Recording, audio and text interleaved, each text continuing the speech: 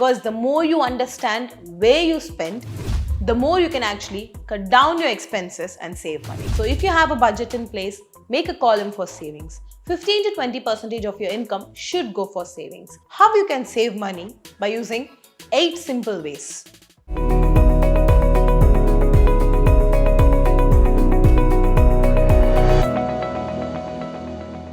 Hi and welcome back to Freedom English channel. This is Sanara. Today in this video, we are going to see how you can save money by using 8 simple ways. Let me start with the first one. First one is you have to understand your expenses. Yes, you'll ask me, how does saving and expense link? Because the more you understand where you spend, the more you can actually cut down your expenses and save money. So let it be your cash tips which you're giving to someone, right from there to the bigger expenses which includes your credit card bills, to your EMIs, to your household, to your groceries, whatever it is. If you're spending 1 rupee outside, make sure you have an account of it. Maybe you can write it down in a paper and keep it in a diary with you, or you can store it in the phone by using a spreadsheet, or maybe any online trackers, whatever it might be. Do as per your comfort, but make sure you save it. So if you spend 1 rupee, make sure you are writing it down saying that I have spent 1 rupee for so and so reason. So once you understand the expenses, as I mentioned earlier, you can cut down on the unnecessary expenses and use that on your savings. So my first way to start saving money to understand where you're spending it actually. Second way of saving your money is adding a column for your savings and your budget. So we all do monthly budgets, and in case if you're not doing monthly budget, I would suggest you to start doing it because it is the best way to understand how your money is actually coming in and going out. So if you have a budget in place, make a column for savings. 15 to 20% of your income should go for savings. So when you do this, the moment you get your money, you're actually putting some money on the safer side for you. So when you do your budgeting next month, make sure you write groceries so and so, household items so and so, car EMI so and so. If you're going to give it for maintenance, maybe this month you have to give it for maintenance, so maintenance so and so amount, and then add a column for my savings. And 20 to 15 to 20%, if it goes inside your savings there, you're on a safer side. And when it comes on your budgeting, obviously you'll keep some money aside and that will help you in the future. Third point, find down ways in cutting down your expenses. If you cannot save money, cut down the expenses. For example, I would say, find out free activities where you can go and chill or enjoy during the weekends. Don't go to the places where you have to pull in a lot of money. Second one, you can cook food at home rather than going out and eating. Because when you go out, especially as a family like 4 or 5 people, you end up spending thousands and 2000s just for food. But instead, you can cook at home and have a healthy home food along with your family and spend nothing on it. Third and the important point is, if you want to buy something which is especially a huge amount of money which you're going to spend on it, wait for it. And I would say follow the 30-day rule. So if you're planning to buy a bike or maybe a car or maybe a PlayStation, wait for 30 days. If you still have the urge to buy it and if you can still justify that you need it for your life, you can go ahead and buy. So this 30-day rule actually works because the more you suppress yourself from buying something, the more you will realize whether you actually need it or not. So our third point was cutting down on expenses. So let me brush up the first 3 points again. First one, understand where you spend. Second one, include your savings in budget. Third one, cut down your expenses. And fourth one, set saving goal. So you need to set a goal. In 3 months, I'm going to make a corpus of so much. Maybe like 10,000 or maybe 15,000, depending on the salary you draw or the business profit you get. But make sure you have a plan in your mind. Okay, in 6 months, I'm going to save like 2 lakhs. In this 2 lakhs, 1 lakh may be something that I'm going to spend on my own and 1 lakh goes into my emergency fund. Anything it might be. But make sure you have a plan in your mind because plan B can never execute it.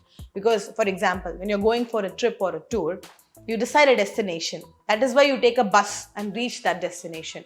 If you don't have any destination in your mind, you might go to the bus stop, but you won't know which bus to take. That is how it works in our life as well. So when you have a plan in your mind and when you know that, okay, I'm going to save so and so money, automatically you will put up a plan for it. You will make a path to reach that destination. So focus and plan and fix a destination in your mind of how much surplus amount you're going to make and then automatically you'll find a path to reach there. Fifth one, priorities. You should understand what priorities you should give importance to.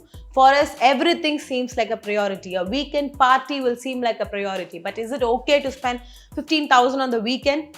No, it is not. So you need to understand which one you have to keep as a priority. Okay, my food, priority. My clothes, priority. My petrol, my fuel, priority. All these are something which you cannot cut down. But there are few things which you can actually cut down, which includes your weekend parties, like where we actually boom a lot of money, I would say. So, in case if you like partying, if you're spending 10,000 per week, put it down to at least 5,000 to 4,000. Limit it to some amount of money. And if you're a person who likes like cute stuffs like home decors and things, and you want to spend money on it, it is okay to spend money on it because we earn money to spend. But make sure you plan and spend. So don't be an impulsive spender. Think before you spend. Prioritize it. This month, A, B, C is going to be my priority. Next month, D, E, F will be my priority. That is completely fine. But don't become someone who spends at a shot, like who spends money just like that and then sits and regrets thinking that why did I spend so much? So in case if you're a person like that, I would say this point is for you. So prioritize it. Prioritize and decide on which and what you're going to spend money this month and which and what you're going to spend money on next month. Sixth point, let us assume you're someone who has started saving. But investment is also important. And I would say it's a part of saving because investment is actually saving money for your future. The normal savings which we do, we might dissolve it in case if we need money in an emergency or something. But when it comes to an investment, it stays with us for a longer period of time and that will actually give us fruit in the near future. So, if you're a person who is opting for an investment for the first time, go for something that is auto-generated. For example, I would say SIP mutual funds. So here, in particular time, in particular date, every month, a particular amount will be debited. So when there is something like this, you don't have an option at all. So you have to have the minimum balance from which they can take the money off and automatically it just goes off to your account and gets saved or invested automatically. So this point will be a good option in your life if you are someone who forgets about your savings or plans. Because most of us do that. We decide that every month I'm going to invest or save, but we forget it. We don't do it purposely. It just doesn't stay in our brain. But it's completely fine. So if you're someone who has such problem, go ahead for SIP mutual funds or something that is automated. Seventh point, watch your savings grow. Watch your savings grow in the sense, when you have savings and you invest them, you can actually see them grow. And when you taste this, like when you know that 5 rupees has become 10 and 10 has become 12 and 12 has become 15, you would want to save more so you can invest. So when you see something happening right in front of your eyes and when you know that it is for your good, you will want it more. So in order to taste that, you need to start savings. So I would say it is like a cycle. So you save, you invest, you see it grow. You again save, you invest and you see it grow. So this is my 7th point. And my last and 8th point is, if you don't save now, in future, you would scold yourself for not saving. That is the truth. So I won't say if you get like 10,000, save 8,000 and spend 2,000. No, I would say save 2,000 and spend 8,000. That is fine. Just a bit of money that would give you hand in time of emergency or when you're in trouble. Because if no one is there around you to help you, because not every time you'll have someone to give money to you, you need some money in your bank account to help yourself. And to help that future yourself, I would say please go ahead and save some money. And put it in your mind, this is only for myself, it is not for anyone else. So in this video, we have seen 8 steps which will help you to start saving.